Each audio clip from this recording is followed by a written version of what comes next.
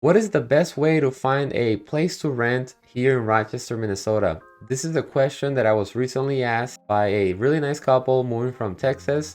They both have jobs here in Rochester and they plan to buy a house, but first they wanted to rent a place so they could get to know the neighborhoods, get a better vibe of Rochester, and then see if they like their jobs and plan on staying here in Rochester long term, which I think is a great idea. I'm making this video to share some of my thoughts, insights, and share some information so that if you're in the same boat moving here to Rochester, right, you can have a great experience renting if that's what you want to do first. And then later on, if you end up staying here longer in Rochester and want to buy a house, then you can have kind of a nice experience doing both of those things. My name is Eslait. I'm a local realtor here with Casa Real Estate, broker by eXp Realty. And if you have any other questions about renting or buying, let me know. Let's get started. The first thing to know is realtors here in Rochester don't really help people find rentals like in other big metro areas like in New York City, where rents are so expensive that as a realtor you bring people to a rental and they sign a lease, they get paid. That's not how it works here in Rochester. I will say good realtors and realtors that have the time will definitely help you if you have a question about finding a place to rent. At least I do. I know that moving here can be a lot of work, and there's so many factors that go into it, and it could be stressful, right? So if you're someone that's looking to move here, you have questions about neighborhoods, you have questions about anything rental, like I said, just reach out to me. But the best way to do it is there's property management companies here that own or that manage the majority of homes if you're looking for a home to rent. If you're looking for apartments, right, and you see something you like, you just kind of have to reach out to the apartment company and set up a time, obviously, and go check them out. But if you're looking for a house or townhome or condo that's owned by either an investor or kind of a mom and pop kind of person or owner, then you kind of have to reach out to those parties. So I'm going to include on the video description below all the property management companies, or the bigger ones here, so you can check their website. You can kind of see what they have available. But also if you go on Zillow, obviously that's where most people tend to go these days for looking at homes. But they also have a way for you to find rentals. And so let's say you're looking for 3-bedroom 2-bathroom rental property, whether it's a house, apartment, condo, townhome, whatever. You can kind of adjust your criteria based on what you're looking for, and it'll show you basically everything that's available. Most of the property management company website, you should pull the properties with all the information. For the most part, I believe you can just apply through Zillow as well.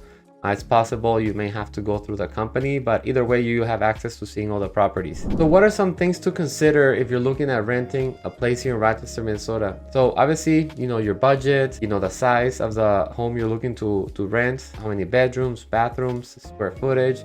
Do you want to have a garage? Do you want it to be attached or detached? Very similar to when you're looking to buy a house. Do you want to live close to the Mayo Clinic? Obviously, a lot of people move here to work there. Not exclusively, but if you're gonna work there and you don't have parking, right, that could be a big factor. So maybe you want to be walking distance. Maybe you don't mind living further away from the hospital, but you want to be close to a park and ride where you can drive your car, park, and then take a shuttle to work. So all these are great things to think about and to consider. And obviously any questions that you have, just let me know on the comments below. Another thing to consider, whether you're looking to rent an apartment or through a property management, is look at their reviews. What are people saying about the apartments, the property management? What's their communication like? What's their service like? I think that's going to be important, and it's going to help you have a really good experience during the time that you're leasing that property. From my experience, I've read a lot of the reviews because I've analyzed a lot of the property management companies and then also apartments here in Rochester. And just by looking at the reviews, most of the issues that arise have to do in some way, shape, or form with communication. Either they didn't read the lease, or the property management company or the apartment manager wasn't communicating or didn't explain things correctly. So if you find a company or someone that is communicating very well with you, whether it's on the phone, email, that's a good sign. But if you look at reviews, you should kind of get a good expectation and idea of what the service and communication will be like. Another thing to consider if you're also planning on buying a house is